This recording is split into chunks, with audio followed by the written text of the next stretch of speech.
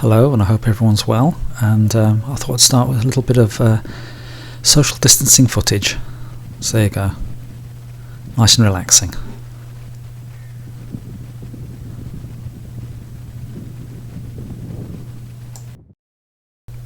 Hello and welcome back. So obviously the situation at the moment is a bit interesting, so everyone's doing the social distancing, and being in the middle of nowhere does help. So anyway, we'll get on to the video. So as you can see, we've got a Dinky Hawker Harrier No722, and I think these are made from 1970 to 1980. I always remember them in the shops as having the clear blister pack. Try and say that right. I never saw these with the cardboard box. Anyway, so as you can see, this one's got a couple of issues. It's missing some components. And I think you'll see in a moment that actually the undercarriage struts are actually broke on this. Now the feature or gimmick of this model was the fact that it had a slide control on top of the aeroplane that if you moved it would make the undercarriage raise and lower. But even more cleverly, I thought for the time, was that this actually represents how the Hawker Harrier actually flew. So as the undercarriage comes down, the engine nozzles point downwards for hover, and as the undercarriage goes up, the nozzles point backwards for normal flight. And I always thought this is quite a good description of how the Harrier actually flew, how it actually worked, which I don't think I've seen on any other toy, so it's actually quite a nice little feature. Now as you can see, the Dinky Harrier, I think, shares in common a little feature of the real Harrier in that the undercarriage isn't designed for particularly heavy landings. You're supposed to be a bit careful landing. And as you can see, they're just snapped off. So we've lost the wheels there completely. That part of the casting is just gone. So apparently on the real Harrier, you're not supposed to actually do like a normal runway landing. You're supposed to actually literally hover and land. I might be wrong, and I've never flown one, but that's just what I've read. So any aspiring young Harrier pilots with their Dinky Harriers may have had one or two unintentional heavy landings and snapped them off. That seems to be quite a common thing on these. Now the rest of the slide mechanism is present in this. As you can see, you have this sort of like washer which holds the two components together, and then you have the actual lever which sticks through the back of the aeroplane. As you can see, it's basically very simple. It just moves backwards and forwards. You've got that hinge on the nose wheel, and the main gear, the double wheel at the back, goes down in one piece, so you can sort of see how that works. Quite clever, I think. It's a way of demonstrating, realistically, I suppose, how the Harrier actually worked. Anyway, but we haven't got any undercarriage, so we're going to have to get some. Now as it turns out, via the miracle of job lots, I got another Harrier, and this one's got its undercarriage, but it's missing its ski extensions on the wings. So as you're probably aware, the Harrier has two main gear, and then these two sort of little ski stick things that come down to stop them from falling over. So this one's missing the one, and it's also missing, wait for it, drum roll, it's missing, believe it or not, its slide, because I think this has been taken apart at some point, and it had actually lost the actual slide mechanism. So the plan is to use the undercarriage from the one Harrier combined with the slide from the other, and we should get ourselves a working plane out of that. So we'll just take the other plane apart. Now you might remember the one Harrier, the very broken one, had already donated screws to the Stuka project and the Zero, but thankfully the Harriers come with 2 screws apiece, and we can also use the screws out of the one model again to make this composite aeroplane up. So as you can see, it's not got the mechanism, all the mechanism there, but the main thing is it has a good set of undercarriage, and the linkage isn't broken to the landing gear.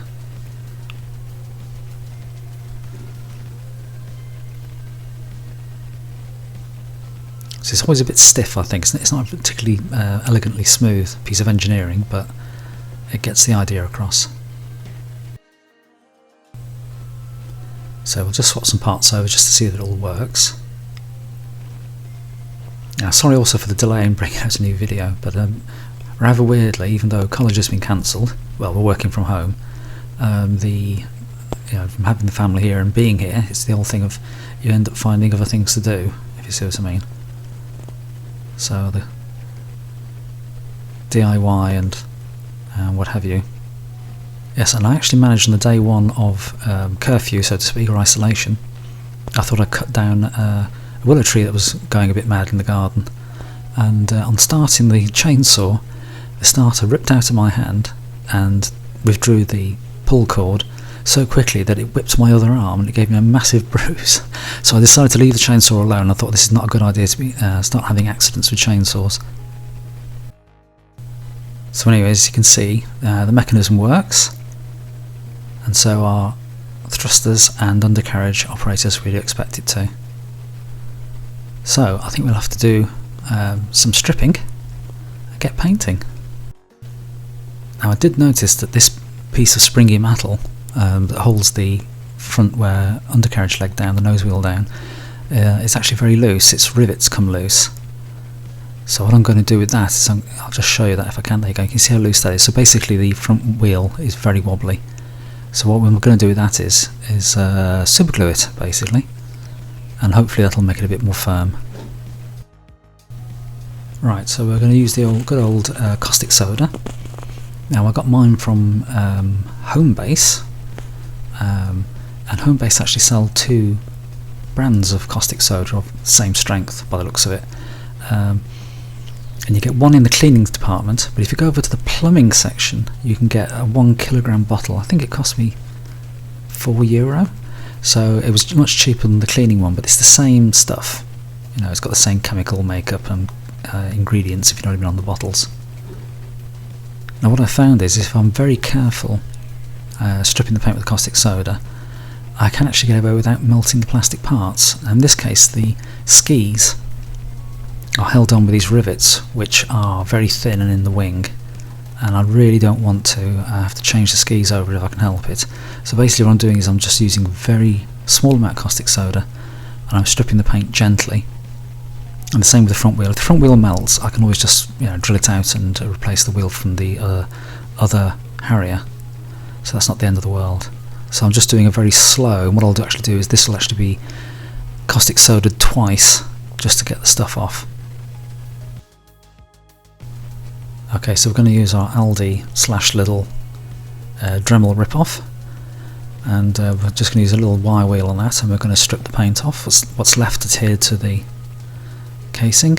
And there's a little bit of glue, because obviously at some point the canopy must have been glued back on by somebody in the past.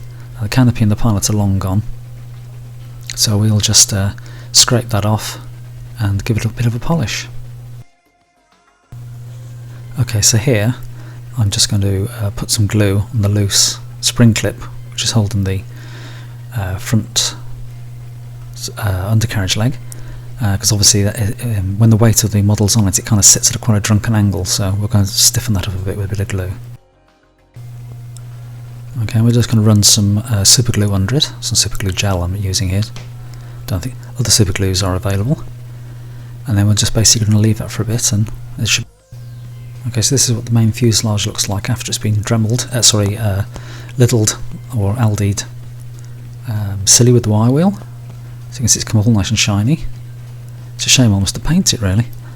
Okay, and with that we go and do some painting. I'm just using the Tamiya white surface primer. I don't think it really matters which type of primer you use, as long as it's compatible with your paints, it'll be fine. So just giving that a quick spray.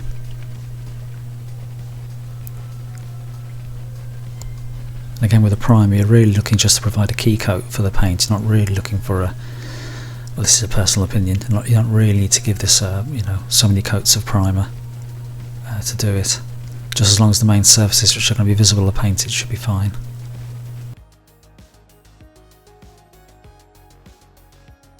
Now I'm going to paint the underside of the Harrier Ghost Grey, which is the nearest colour I've got, I think, to something approximating the proper colour.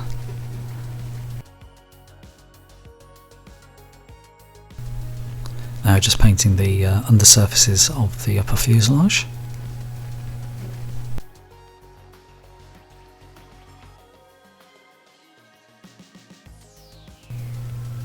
Okay, so whilst the paint's drying, let's have a social distancing exercise walk. There you go, and believe it or not, that's the Atlantic in the distance, with the odd mountain. Okay, so we'll paint our dark grey colour for the upper half, which I think is a medium ocean grey. Sorry about the unnecessary hand shots, but I just can't help but get my fat hands in the way. Sorry about that.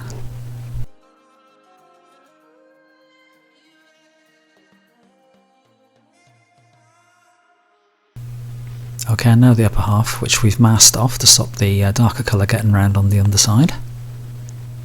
It's all fairly standard stuff.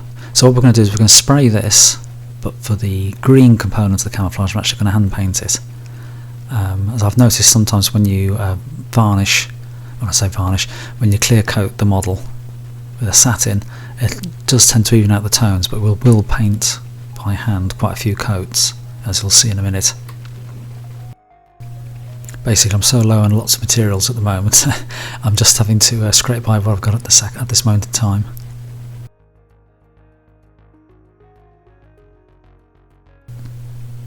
Okay, so I've just taken the tape off and I've screwed the model together, and we're going to do a bit more painting. Okay, so using a fine brush, I'm going to use some Vallejo dark green, and I'm just going to hand paint the camouflage pattern in. And I'm just using as a pattern for this a camouflage pattern I got off the internet, which is, I've printed out a sheet of paper, but it's not in shot as I'm doing it, if you know what I mean.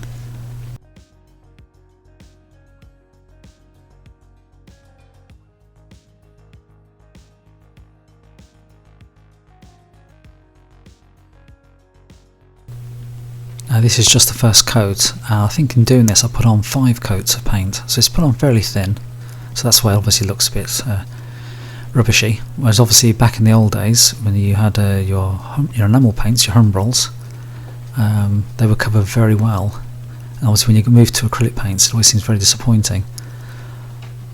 But it does have the advantage that you can just wash your paintbrush in the sink and it's dried in a few minutes and you can put another coat on. Now the skis, I've overpainted them anyway because they are quite scratched up, as you'd imagine. And I'm going to and the wheels are as well, so what I'm going to do is I'm just going to paint them black, gloss black, when everything else is done, just to make them look better.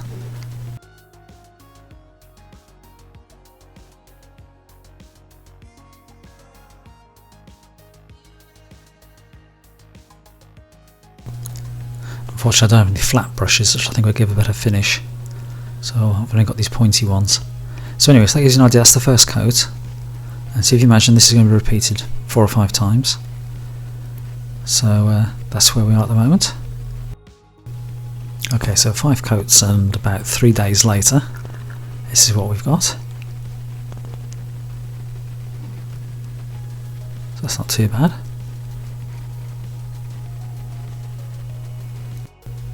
Right, so we have a replacement canopy, which doesn't have too many lines, so that makes it actually easier to paint.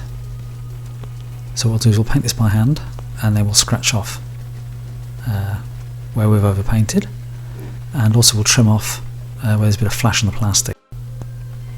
Okay, so just painting the frames in by hand. Now because I'm using acrylic paint, if I go off through the edges of the frames, it doesn't actually matter, because what I can do is when this is dry, I can use a sharp point, like a cocktail stick or something, and I can scratch the paint off back to the edges of the frames. So it's actually, it will look a lot better than it does at the moment. So have a bit of vision and faith. So here I'm taking the aircraft apart again so I can put the undercarriage back in.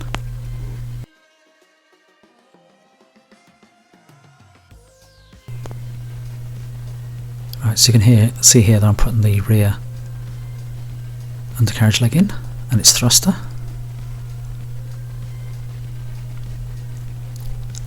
Then we'll put the sort of like spring washer plate in, and then we'll put the actual lever itself on top. And it seems to go in either way around that. It doesn't seem to actually make any difference. I did experiment with this and I couldn't really see any difference in how it operated. So just checking that everything works. It's a bit stiff because there's a bit of paint on it, so it's like a, it'll take a few goes to actually free it up. So basically we're able to lower undercarriage, point the thrusters down and do our safe landings. So now we'll just put the upper half of the fuselage on. You'll see a deliberate mistake I made that I only realised a little later.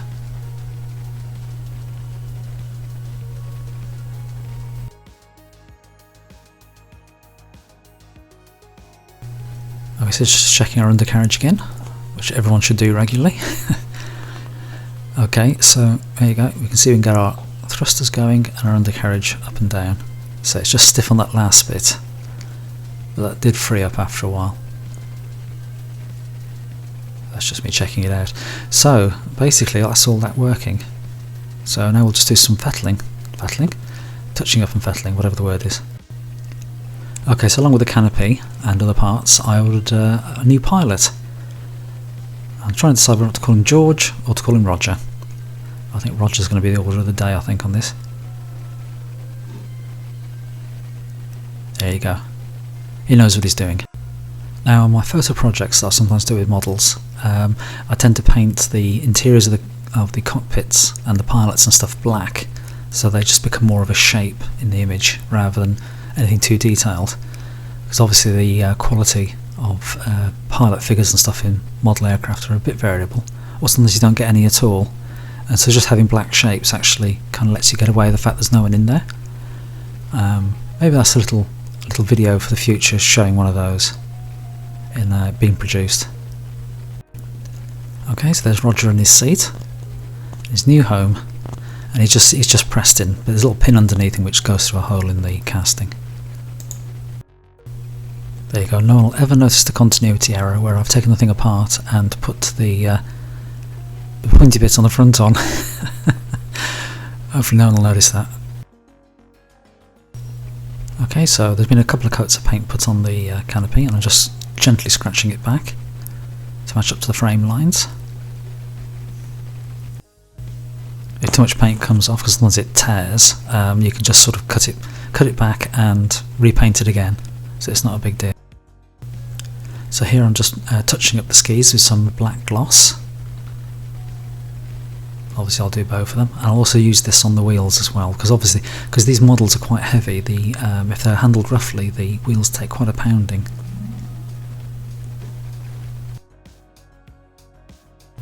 Okay, so as you can see, it's looking a bit smarter now on the tyre department.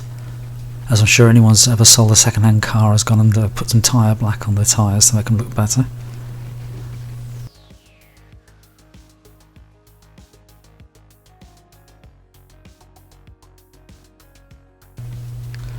Okay, so when I ordered the spares for this some time ago, I also ordered some stickers for it as well, because I was going to do this as a more traditional restoration. So I've got the other wreck, and you can sort of see where the decals are, the stickers, and we're going to apply them to this model in the same way. Now Dinky was very fond of putting little recesses on their planes to show where the stickers should go, presumably to make it easier for the people in the factory to line them up. So obviously they're only on the underside on the Harrier, which is a little unusual for the Dinky planes, I think. And so basically just using a pair of tweezers, I'm going to put these in position, rub them down. It's fairly straightforward. Not as good as decals, but this is what Dinky did.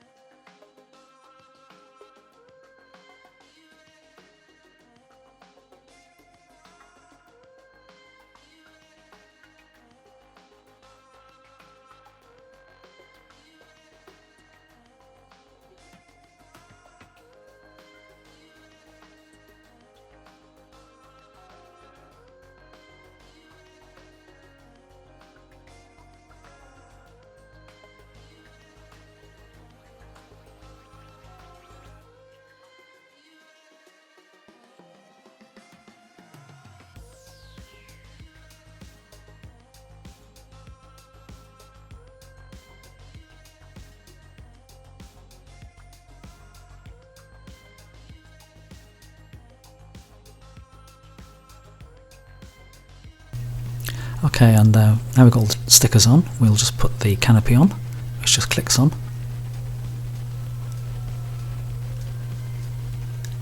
And then what we'll do is we'll do a little bit of painting to match the camouflage lines to the canopy, if you know what I mean.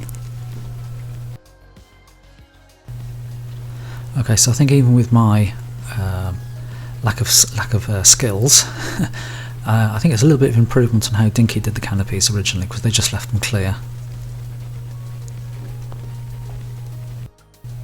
Okay, and just doing the same on the other side to make it match. Okay, so this is the other Harrier, so it just gives you an idea of the state that it was in. This is the one which is now got the worst of all worlds wrong with it now, missing parts and broken skis and stuff. We'll now compare that with the more completed model that we've just done. Okay, and hopefully you'll agree that it's a bit of an improvement on how it started out. So it's not too bad, is it? Okay, so should we go and stick this on the turntable? Actually, before we do that, we'll just check out the working undercarriage and thrusters again, because it is a cool feature. There's no denying it. It's like a really nice tribute to how the Harrier worked, I think. Okay, now we'll go and look at the turntable. Okay, well, I hope you like the final result. Looks quite presentable. So obviously when the current situation calms down a bit, I'll be able to get in some semi-gloss clear coat to match the paintwork up with, but for now it'll have to do. So if you like what you've seen, by all means give us a like, comment, subscribe, click the little bell thing, because YouTube won't tell you when there's something new along. And if you don't like it, by all means click dislike, but remember, if you don't like it, click it twice, because some people haven't been listening to basic instructions there recently and aren't clicking the dislike button properly. Now at the moment I don't have any more Dinkies to play with, to have a mess about with, so I might do... I've got a couple of model kits I could always build if anyone's interested in seeing those. So anyway, hopefully you like that. And I'll see you in the next video, and thank you for watching.